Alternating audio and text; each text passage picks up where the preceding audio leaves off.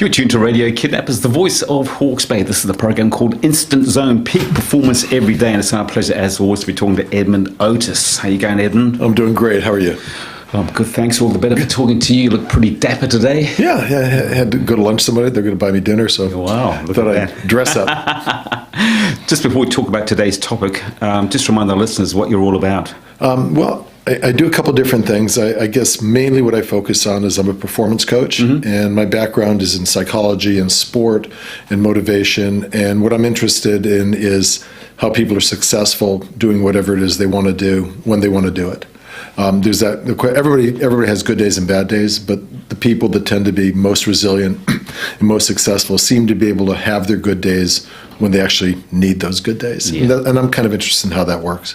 Can Joe Blow off the street come and see you? So someone listening to this program right now might say, yeah, that's the sort of guy I need to see. Absolutely. How do we get hold of you? Absolutely. Well, I have a website, edmondotis.co.nz. There's contact there, or else the easiest is just phone number, 021-275-0226. I know you're a busy guy. Is there a delay to come to see you, or can you fit us in tomorrow, next week, the week after? Or? Usually what we do, with this kind of work, both with psychology and the coaching, a lot of it is how you get on with people. And so the first thing we do is I just meet somebody who wants to work with me. We both have to decide that it's a good fit, right? Everybody isn't for everybody. But usually, I can schedule within 3 weeks or 2 or 3 weeks. It depends. Yeah.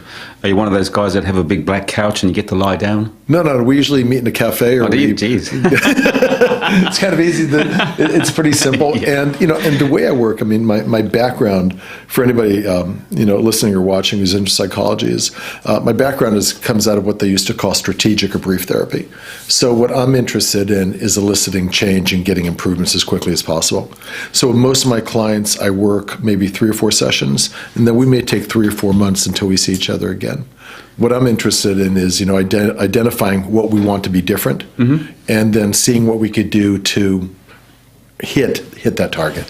Now, you normally deal with sports people, but do you deal with people who have got damaged personalities? Do you help them out as well, or is it more of a motivational thing? Well, it's I deal with sports people, I deal with business people, I deal with, as you said, just everyday people. I deal a lot with performers, I deal with athletes.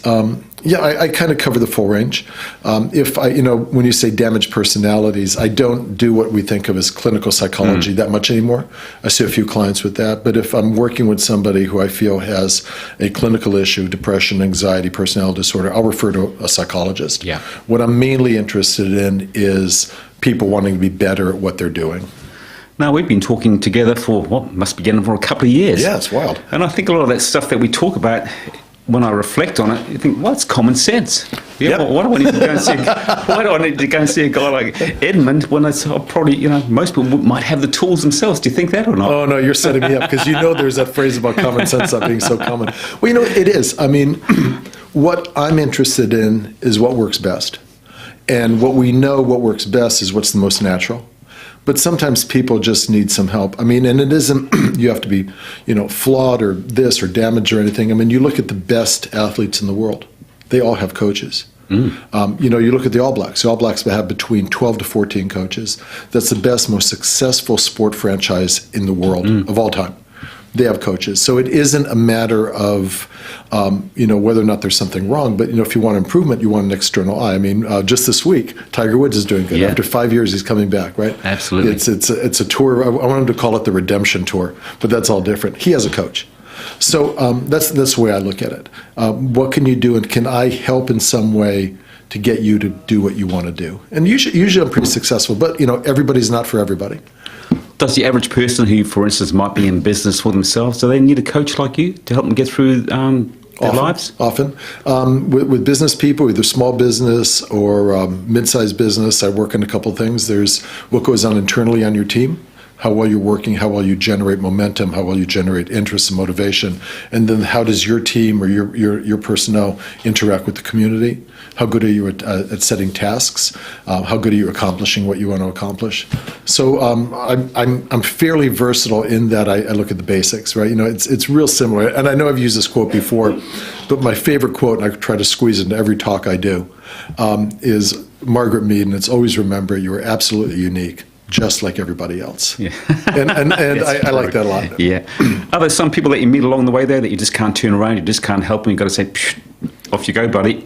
Well, yeah, I mean, but I don't see it that way. I see that as they may get more pleasure and more enjoyment out of being the way they are than wanting to be different. You know, some people spend an awful lot of time wanting to make things different, and that's their identity, right? I wish I was in a different relationship. But that's what they're doing. Their existence is based on wishing things were different. But that is their end point. Some people make a career out of, I wish I had a different job. I hate my job. But they're invested in having a job that they hate because that's what they focus on. Yeah. So again, if you want to do that, we discover pretty quickly. It doesn't seem like I'm all about making change. If you want something to be different, you have to do things differently.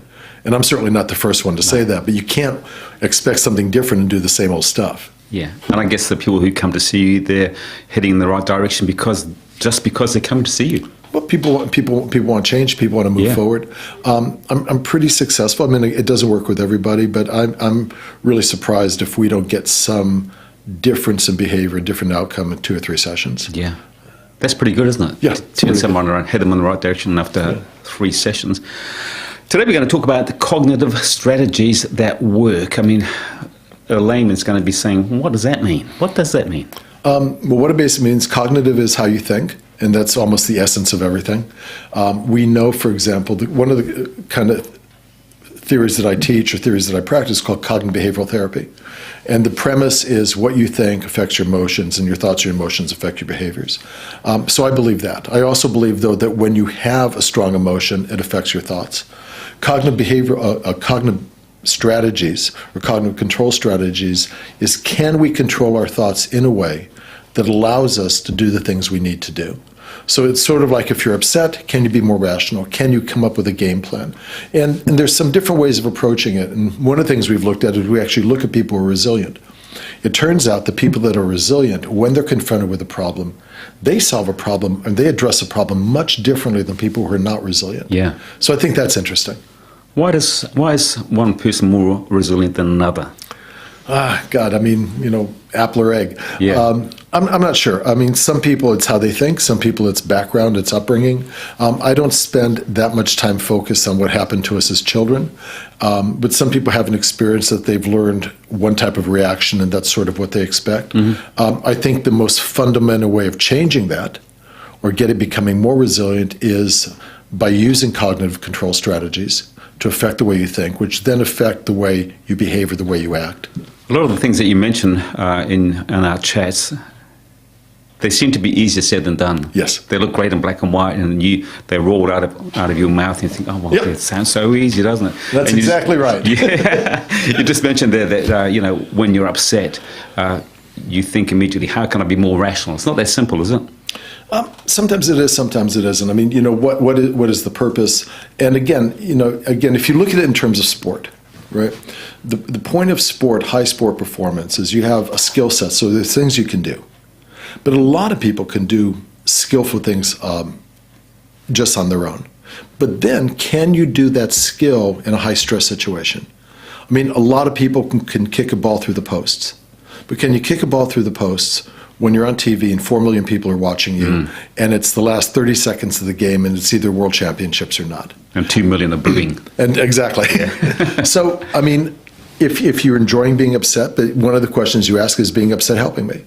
The difference between, to cut through it real quickly, the difference between resilient people and non-resilient people is everybody gets freaked out, everybody gets overwhelmed, everybody gets upset, everybody's sad, everybody's angry, everybody's frustrated. But non-resilient people tend to go, oh no, oh no, oh no, oh no, my God, my God, my God. Resilient people tend to go, oh no, what should I do now? Yeah. Okay, cognitive strategies at work, 101. Where would we start? A couple things you could start at. One is what's been shown to work really, really well, is setting goals. Yep. Okay, I know everybody talks about setting goals, and I actually brought something so I could remind myself of the terminology, because I forget this stuff all the time. Okay, when we set goals, everybody always talks about setting goals. One of the ways to look at it, and your listeners can listen, there's 3 types of goals that you could set. Okay, and they have 3 different effects. And what you want to do is you want to, and they all lead to the same point, but the goal you want to set is one that's easy to achieve and yet moves you forward. So the 3 types of goals are what they call performance goals, task goals, and outcome goals. So I'll give you an example. Let's use sport, for example. If I'm a basketball player, okay, performance goal might be, I want to practice until I can sink 15 free throws out of 20. That would be a performance goal. Doesn't matter whether I win the game, doesn't matter whether I'm doing this, but my goal is to get to a point where if I throw 20 free throws, I sink 15.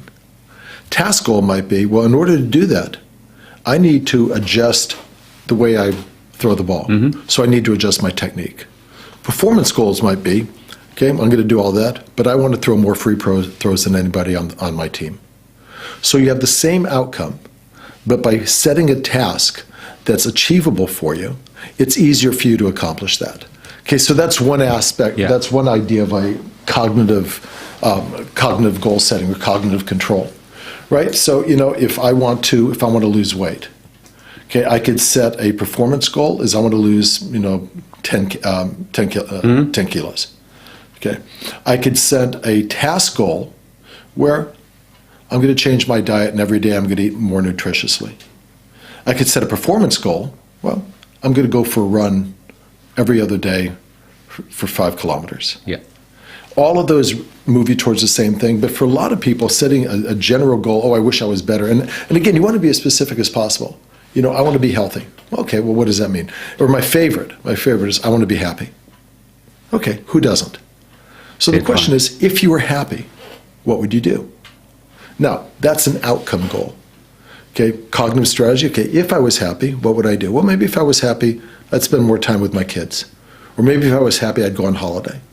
Or maybe if I was happy, I would go out with my mates and have a beer on Fridays.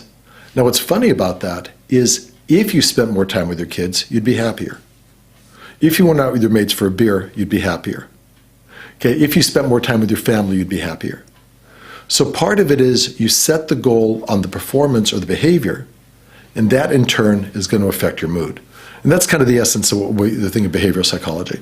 You've been doing it a long time, and no doubt you've seen thousands of people. You probably know hundreds of people that you come across every day. Do you find that people are actually setting goals the way you were talking about there? No. Or people, in the main, the average guy gets out of bed, goes to work, comes home, has his tea, watches a bit of telly, does the same thing every day. So who are these people that you were talking about? Well, there's nothing wrong with that. If you like getting up in the morning, going to work, coming home, watching telly, you're fabulous. Why would you want to change? What I'm interested in is people who want to do things differently, who have a different outcome. If you do that and it occurs to you, this isn't right for me, I want to do something else. Well, then I need to set a goal. Okay, because otherwise a lot of people get into a rut. They go, I'm just not happy. My life isn't satisfying. My life isn't satifying. And you turn it on your head. What would be more satisfying? Okay, so, everybody doesn't do it, but everybody doesn't need to do it. Sure. The only things I'm interested in, the only people I'm interested in, like athletes, is who wants to do something differently. And by something different, I mean who wants to have a different outcome than they're having now. Who wants to make more money? Who wants to have a better relationship? Who wants to have a more successful business? Everyone wants to do all those things. No, not at all. Yeah, of course. Some people don't. Everyone. No. Wanting those and being willing to do something is different. Everybody does not want that. Some people are very happy. A lot of people, thank God, are very happy with how they are. Maybe they've already done all that work and maybe they've achieved their goals. Maybe they're happy with where they are. That's good. Yeah. I wonder, is there a certain or specific age group or gender that you come across that is interested in what we're talking about today? Is it young, aspiring people coming on and then, you get to, unfortunately, I'm probably past middle age, but then that middle age groups, they're just living their life. Then the old guys like think, we've missed out. But here's what's interesting. New research, and you can look it up, new research says, do you know which age groups tends to be the happiest? The old guys who retired? Yeah. People in their 60s, 50s, 60s, early 70s tend to be the happiest. Okay, I think that's interesting. Yeah. There's a higher level of acceptance. They've achieved the goals they have, or they've accepted what they have. They're happy with their lives. They enjoy things more. The point where I work with a lot of people are on the way up, ascendant, or want to hold on. So with my athletes, mainly it's late teens, 20s, some early 30s. With business people, it tends to be 20s to 30s. Yeah. Okay. Also with business people, 40s. People in their 50s, not as much, because a lot of them are where they want to be. Yeah.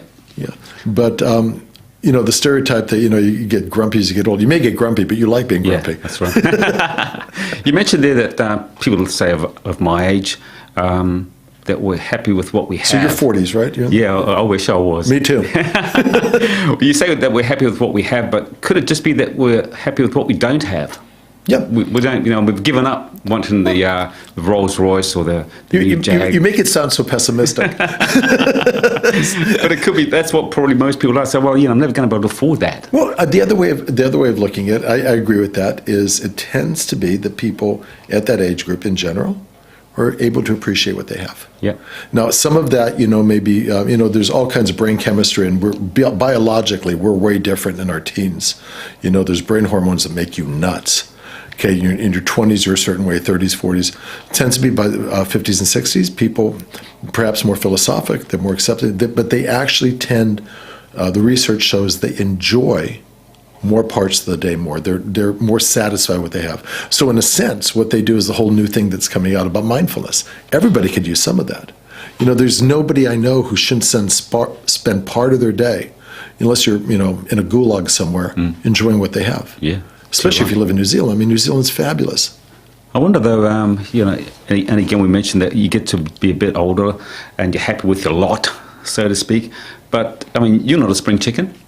Before we came to where you were telling me about all the things that are happening in your life, and boy, you're probably busier now than you have ever been. And I don't necessarily believe that people are just falling in to see you, that, you've obviously done the work and are reaping the rewards. But what makes a guy like you at your age want to keep going and keep going and keep going? I don't know. I mean, I'm actually busier now. When my family and I moved here, we moved here. I'd worked really, really hard. I'd been in the United States, so we moved here about 10 years ago, and we came over on holiday, and we just loved it. So I moved here, and I thought, well, maybe I'll slow down a little bit, and again, a lot of the stuff I talk about that I do is kind of on the side of, I'm at EIT. I teach sports psychology, and I teach in postgraduate programs around psychology. So I enjoy that. I'm just interested in what I do. I'm real fortunate, and lately, or not lately, I've turns out that I'm as busy now as I've ever been. I think part of it's personality, but I don't know. I get up in the morning. I have things I want to do. I'm real focused. I have projects. I'm real fortunate. I love the work that I do. And you teach martial arts. I teach martial arts. Well, that's the main thing I do. Yeah. I keep telling people that really everything I do is about teaching martial arts. Okay, we're talking about cognitive strategies and how to get them. What about tapping prior knowledge? What does that mean? It's a phrase where you look at what... There's a couple of different interpretations of that. One is what I like when I use the term tapping prior knowledge. There are a couple of different ways it goes. When I work with clients, I try to get them, especially if they've been around for a while, 30s and 40s. Okay, sometimes we don't recognize what we know already. Mm-hmm. One common question I'll ask is, what are you already good at? What do you know well, and what are you really good at? How can you apply that knowledge to the challenge you're working on now? That becomes really useful. Sometimes we tend to compartmentalize a little bit too much. But if you already have a knowledge base about something, if I understand how my family works and I understand the relationships with my friends, why can't I apply that in the workplace? Or if I understand how to negotiate a deal and I understand how to do business, why can't I bring that information about give and take and understanding to when I interact with my teenagers or I interact with my husband or my wife? So tapping prior knowledge, from my understanding, is you look at what you already know, you look at what's already out there, you take it, you break it down, and you apply it in a new way. And that's what everybody does, or everybody should do. What about making predictions about cognitive strategies? Is it always a good idea to look ahead and think if this is going to be a result of that, or should you just go for it? Like you obviously just go for it. Well, I don't just go for it. I think when we look at cognitive strategies, I think my little trademark phrase, and we've probably talked about it here before, is, I think everybody has a GPS in their brain. And that's important to me. I'm holding my phone here, so I have some notes here. But, if you look at how a GPS works, it's almost everything you need to know about cognitive strategies. If I put Wellington in here, message goes to the satellite, comes back, and what it does, it figures out where I need to go. But here's what's important. What the GPS tells me is not all of that. It knows I want to go to Wellington, but what GPS tells me is the thing I said earlier. GPS tells me, what should I do next? People with effective cognitive strategies, people who are resilient, always have some aspect where they're able to think about, no matter how bad it is or how nervous I am or how excited I am, what should I do next? That, for anything, that's probably the most important cognitive strategy. And the GPS doesn't go. Oh, no, it's pretty far. Or you don't have it, or if I turn the wrong way. GPS doesn't go, idiot. Okay, you went the wrong way. I'm not going to talk to you anymore. Doesn't care. So I think you need to have goals. You need to have tasks. But again, like the 60-year-olds, theoretically, you need to enjoy what you're doing now as well. Yeah. I wonder, we've talked about this before, but to some people, what you're talking about seems to come naturally. Some people, I might suggest to you it comes naturally. Some people have got to learn it. Yes. Can you really learn it? Yes. I mean, it does. It comes naturally. I mean, everything we do, everything I do, everything sports psychology does, you look at what the people who do this naturally do, and then you learn how to do it. I mean, that's the basis of sports psychology. You know, if I'm a rugby coach and I'm teaching intermediate school, I look at the All Blacks, a bunch of fabulous natural athletes who work really, really hard. I look at what they do. That seems to work. I go back and I try to teach it to my team. Okay, everything, I believe that entirely. Some of this comes naturally to people. The goal is not to go, it comes naturally to them. The goal is to look and go, what are you doing? Oh, he does this. I'm going to do that.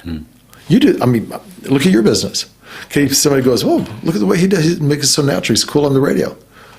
I'm going to do that.